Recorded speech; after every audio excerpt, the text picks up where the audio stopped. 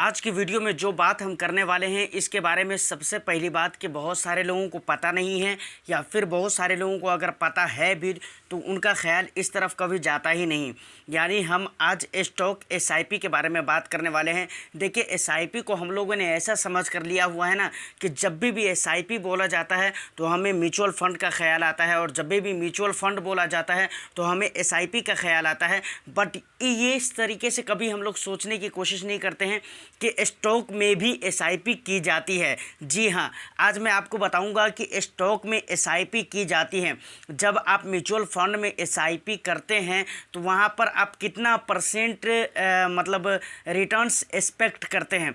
ज़्यादा से ज़्यादा 12%, 14%, 18%, 20%, इतना ही ना आप एक्सपेक्ट करते हैं। बट अगर आप वही एसआईपी स्टॉक में करेंगे तो मेरा वादा है कि आपको चाहे जितना भी घटिया स्टॉक पकड़ा जाए, लेकिन मैं आज जो घटिया मतलब ये भी बताऊंगा कि घटिया स्टॉक कैसे नहीं पकड़ना है। लेकिन फिर भी मैं एक बात कह रहा हूँ कि चाहे जितना भी ख़राब स्टॉक पकड़ा जाए, समझ रहे कि नहीं, कम से कम 7 साल 10 साल के लिए अगर आप निवेश करते रहते हैं, रेगुलर आप अपनी एसआईपी बंद नहीं करते हैं, कंटिन्यू बने रहते हैं, तो यकीनन वहाँ से आपको 30% 40% का रिटर्न्स तो आराम से देखने को मिल जाएगा। लेकिन कभी भी हम लोग इस पॉइंट ऑफ व्यू से सोचते ही नहीं है कि हमें स्टॉक में एसआईपी करना है। एसआईपी का बस हम एक ही मतलब ले लेते हैं कि बस म्यूचुअल फंड में एसआईपी होती है, और जब भी एसआईपी बोली जाती है तो म्यूचुअल फंड, और म्यूचुअल फंड बोला जाता है तो एसआईपी का ख्याल आता है। तो आज हम पूरी डिटेल्स में बात करेंगे कि आप इसमें एसआईपी कर सकते हैं। अच्छा, इसमें एसआईपी करने के लिए कौन सा एप्लीकेशन बेहतर रहेगा उसके बारे में भी मैं बताऊँगा। आपको स्टॉक कैसे सिलेक्शन करना है उसके बारे में भी मैं जानकारी दूंगा, और इतना इजी वे में भी मैं आपको बताऊंगा ना जिससे आपको बिल्कुल टेक्निकल एनालिसिस करने की ज़रूरत नहीं है, वहाँ पे फंडामेंटल एनालिसिस करने की ज़रूरत नहीं है। बिल्कुल आसान तरीका मैं बताने वाला हूँ। यकीनन इस वीडियो को देखने के बाद आपको ऐसा लगेगा कि हाँ बिल्कुल मैं अपने लिए एक बेस्ट स्टॉक तलाश कर सकता हूँ एसआईपी करने के लिए। तो एक लाइक ज़रूर कर दीजिए, चैनल पे फर्स्ट टाइम विजिट कर रहे हैं तो सब्सक्राइब कर लीजिए। देखिए, स्टॉक में भी एसआईपी की जाती है, समझ रहे हैं कि नहीं? जी हाँ, आप सही सुन रहे हैं, स्टॉक में भी एसआईपी की जाती है। अब बात आती है हमें स्टॉक कैसे चुनना है, कैसे सेलेक्ट करना है। देखिए, हर जगह पे इक्विटी मार्केट में रिस्क इन्वॉल्व होता है, चाहे वो म्यूचुअल फंड के ज़रिए आप इक्विटी में निवेश करें, चाहे आप डायरेक्ट स्टॉक में जाकर निवेश करें, लेकिन रिस्क तो आपको लेना पड़ेगा। लेकिन अभी जिस तरीके की हम बात करने वाले हैं, इंशाल्लाह मुझे उम्मीद है कि आपको इसमें रिस्क भी नहीं लेना पड़ेगा, क्योंकि बहुत ही ना के बराबर रिस्क रहेगा, बहुत ही माइनर सा रिस्क रहेगा, समझ रहे कि नहीं? अब देखिए, सबसे मेन मुद्दा ये आता है कि हमें स्टॉक का सिलेक्शन कैसे करना है एसआईपी करने के लिए, क्योंकि किसी भी स्टॉक में निवेश करने के लिए पहले उसका सिलेक्शन ज़रूरी है, तो सिलेक्शन हमें करना पड़ेगा। सिलेक्शन के लिए बहुत चीज़ें इंपॉर्टेंट होती है, जैसे टेक्निकल एनालिसिस। अगर टेक्निकल एनालिसिस की मैं बात करूँ तो अगर आप लॉन्ग टर्म के लिए निवेश कर रहे हैं तो टेक्निकल एनालिसिस वहाँ पर काम नहीं करता है। इस बात को हमेशा आप याद रखें। टेक्निकल एनालिसिस जो काम करते हैं वो एक्चुअली में ट्रेडिंग के लिए काम करते हैं, समझ रहे हैं कि नहीं?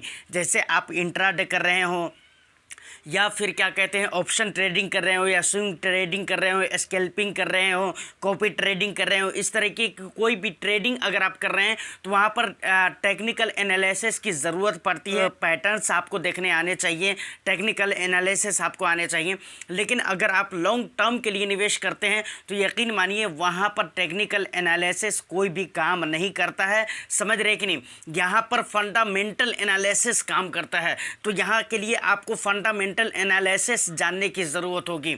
लेकिन अब आप कहेंगे कि भाई फंडामेंटल एनालिसिस करना, ये चीज़ सीखना, फिर उसको एकदम कंप्लीटली करना, बिल्कुल जिस तरीके से करना चाहिए उस तरीके से कर लेना एनालिसिस, ये बहुत ही मुश्किल काम होता है, और इसके लिए काफ़ी प्रैक्टिस की भी ज़रूरत होती है, समझ रहे कि नहीं? तो ये चीज़ें बड़ी मुश्किल है, बहुत टाइम लेने वाला है, लेकिन मैं आपको इतना टाइम नहीं लेने दूंगा।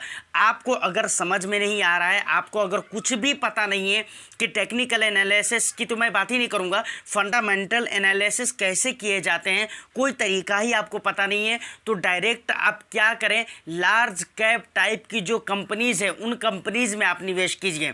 अगर अभी भी नहीं समझ में आया तो निफ्टी 50 जो इंडेक्स है उसको तो आप जान ही रहे हैं, सेंसेक्स जो इंडेक्स है हमारे इंडियन मार्केट में जो इंडेक्स है उसको तो आप जान ही रहे हैं। तो आप सीधा क्या कीजिए, कोई भी टेंशन लेने के बगैर आप निफ्टी 50 में जो कंपनीज लिस्टेड हैं, निफ्टी 50 में टोटल 50 कंपनीज हैं जो हमारे देश की बहुत बड़ी कंपनीज हैं, फंडामेंटली स्ट्रॉन्ग है, इनके पास कैश की कमी नहीं है, इनके पास ऑर्डर्स की कमी नहीं है, हर चीज़ की मतलब पूरी जाती है, समझ रहे कि नहीं। यहाँ पर बिल्कुल स्ट्रॉन्ग कंपनीज है, बड़ी कंपनीज है, हर हाल में ये परफॉर्म करेगी ही। तो आप ऐसा कीजिए कि आपको अगर सिलेक्शन का टेंशन आ रहा है तो निफ्टी 50 में जो भी कंपनीज लिस्टेड हैं उनमें से चुनकर 2-3 कंपनी आप सेलेक्ट कर लीजिए जो आपको पसंद हो, जिस पे आपको बहुत ज़्यादा भरोसा हो या फिर जिसका नाम आपने बहुत ज़्यादा सुन रखा है, ऐसी कंपनी को आप सेलेक्ट करिए और उसमें आप SIP करना शुरू कर दीजिए। एग्जाम्पल के लिए कुछ कंपनियों के मैं नाम भी आपको बता देता हूँ, जैसे रिलायंस हो गया, उसके बाद क्या कहते हैं HDFC बैंक हो गया, उसके बाद क्या कहते हैं एशियन पेंट हो गया, इसके अलावा और भी कई सारी बड़ी कंपनीज़ हैं जो कि हिंदुस्तान यूनिलीवर लिमिटेड, और हिंदुस्तान यूनिलीवर लिमिटेड की अगर मैं बात करूं तो ये ऐसी कंपनी है कि इसका प्रोडक्ट आपके घर में ज़रूर यूज़ होता होगा। आप लाइफ बॉय साबुन अगर लगाते हैं तो आप लाइफ बॉय साबुन पे देखिएगा कि वो किसका प्रोडक्ट है, तो आपको पता चलेगा हिंदुस्तान यूनिलीवर लिमिटेड का प्रोडक्ट है, समझ रहे कि नहीं। अगर वहीं पर सरफ आप यूज़ करते हैं तो मुझे लगता है कि सरफ भी हिंदुस्तान यूनिलीवर लिमिटेड का ही आपके घर में यूज़ होता होगा। इसके अलावा और भी बहुत सारी चीज़ें हैं जो हिंदुस्तान यूनिलीवर लिमिटेड का प्रोडक्ट है। हिंदुस्तान यूनिलीवर लिमिटेड भी निफ्टी 50 में लिस्टेड है, तो आप इसको भी सेलेक्ट कर सकते हैं। मैं एग्जांपल के लिए लिया हूँ, मेरी तरफ से कोई रिकमेंडेशन या सजेशन नहीं है। लेकिन अब प्रॉब्लम कहाँ पर होता है, देखिए असल में नुकसान जो करते हैं नए इन्वेस्टर या पुराने इन्वेस्टर, स्टॉक में आकर जो नुकसान करते हैं और उनको जो ख़राब स्टॉक पकड़ाता है वो कैसे पकड़ाता है इसको समझिए। देखिए म्यूचुअल फंड में आपको रिटर्न्स कितने मतलब कितने तक का मिल जाता है, लास्टली 15%, 20%, 25%, बहुत ज़्यादा हो गया, समझ रहे कि नहीं। इससे ज़्यादा का रिटर्न्स नहीं मिलता है, बहुत कम ही ऐसे फंड मिलते हैं जहाँ पर इससे ज़्यादा रिटर्न्स देखने को मिलते हैं, वो भी स्मॉल कैप कैटेगरी के वो भी फंड होते हैं, समझ रहे कि नहीं। तो अब लोग क्या करते हैं, स्टॉक में आते हैं, किस लिए आते हैं, उनको वहाँ पर चाहिए 200-300% का फ़ायदा चाहिए, मतलब जो साल भर में डबल कर दे पैसे को, 1.5 साल में पैसे को डबल ट्रिपल कर दे। ऐसे स्टॉक तलाशने के चक्कर में वो इतना ज़्यादा स्मॉल कैप कैटेगरी में निवेश कर डालते हैं और स्मॉल कैप कैटेगरी के ऐसे स्टॉक में निवेश कर देते हैं जिस कंपनी का कुछ पता नहीं चलता है, जिस कंपनी का ऑर्डर वगैरह उतना अच्छा नहीं रहता है, जिस कंपनी के पास कैश इतने अच्छे नहीं होते हैं, जो फंडामेंटल स्ट्रॉन्ग नहीं होते, स्मॉल कैप कैटेगरी की कंपनी होती है।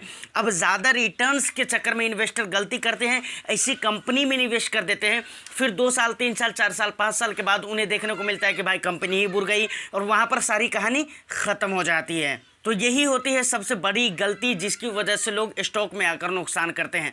आप सीधा एक चीज़ आप सोच लीजिए कि भाई म्यूचुअल फंड में जो मैं इन्वेस्टमेंट कर रहा था इक्विटी में, स्मॉल कैप कंपनीज़ में, तो सिर्फ 15 से 20% के लिए कर रहा था। हमें 30 से 40% ही कमाना है, लेकिन हमें फंडामेंटली स्ट्रॉन्ग कंपनीज़ में लगाना है और बड़ी कंपनीज़ में लगाना है। ज़्यादा से ज़्यादा आपको मिड कैप कंपनीज़ में आना है, स्मॉल कैप में तो मैं कहूँगा नहीं घुसने लिए अभी भी।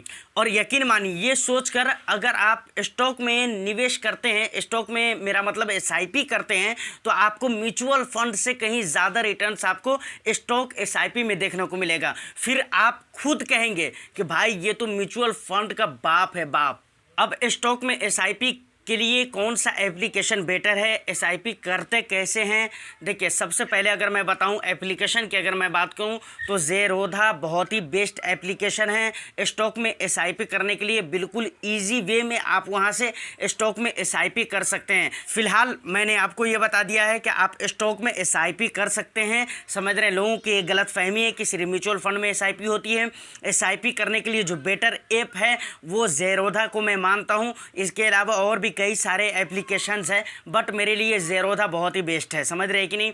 इसके अलावा रिटर्न्स की अगर बात की जाए तो आपको म्यूचुअल फंड से ज़्यादा रिटर्न्स एसआईपी के ज़रिए इन्वेस्टमेंट करके स्टॉक में मिलने वाला है, समझ रहे हैं कि नहीं। तो ये सारी बातें हैं जिसकी वजह से स्टॉक में एसआईपी करना चाहिए और बहुत बेस्ट होता है। और दूसरी बात, सबसे मेन एंड इम्पोर्टेंट बात, कि आपको अगर स्टॉक में एसआईपी करना है तो आप कम से कम एटलीस्ट 7 ईयर्स का लॉन्ग टर्म लेकर ज़रूर चलें, क्योंकि अगर कम के लिए अगर आप निवेश करते हैं तो फिर मत आइए स्टॉक मार्केट में। तो फिलहाल आज की इस वीडियो में इतना ही। उम्मीद करता हूं कि वीडियो आपको अच्छी लगी हो। वीडियो अगर अच्छी लगी है तो वीडियो को एक लाइक करके शेयर कर दे हर उन लोगों के पास जो लोग इस तरीके की वीडियो देखना पसंद करते हैं। फिर मैं आपसे मिलता हूं किसी नेक्स्ट एंड इंटरेस्टिंग वीडियो में। जब तक के लिए all the best, and channel को सब्सक्राइब ज़रूर कर ले। All the best, thank you for watching.